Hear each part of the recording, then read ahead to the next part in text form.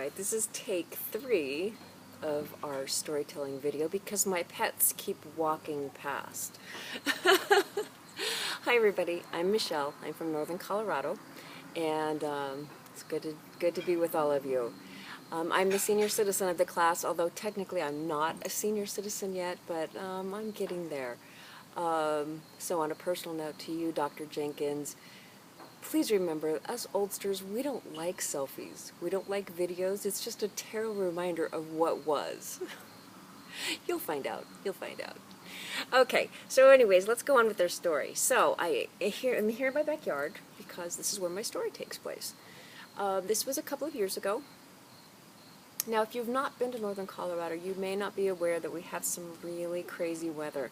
The old adage of, if you don't like the weather in Colorado, wait 5 minutes. It's true. It's absolutely true.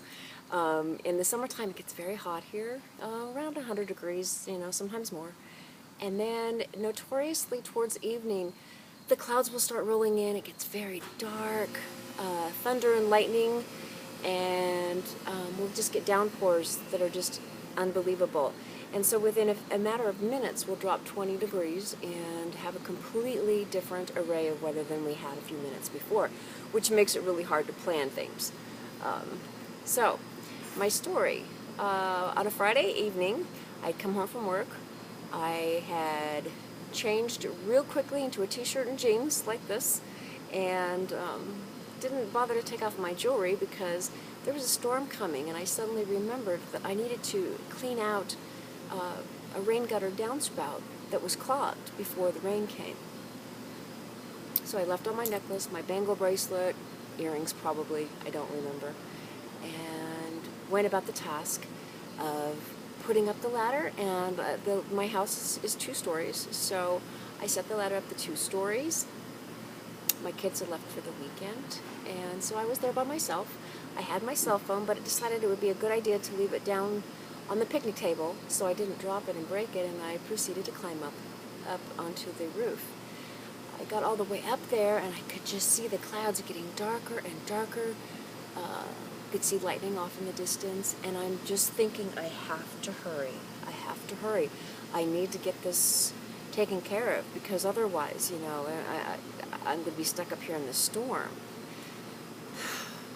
Did you ever have one of those moments of clarity when you realize something you're doing is really stupid, but you realize it about the same time that you realize how terribly stupid it is? I had one of those moments.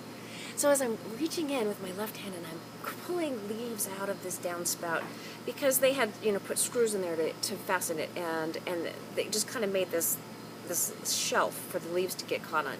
And I'm pulling them out, and I can't quite get it all the way.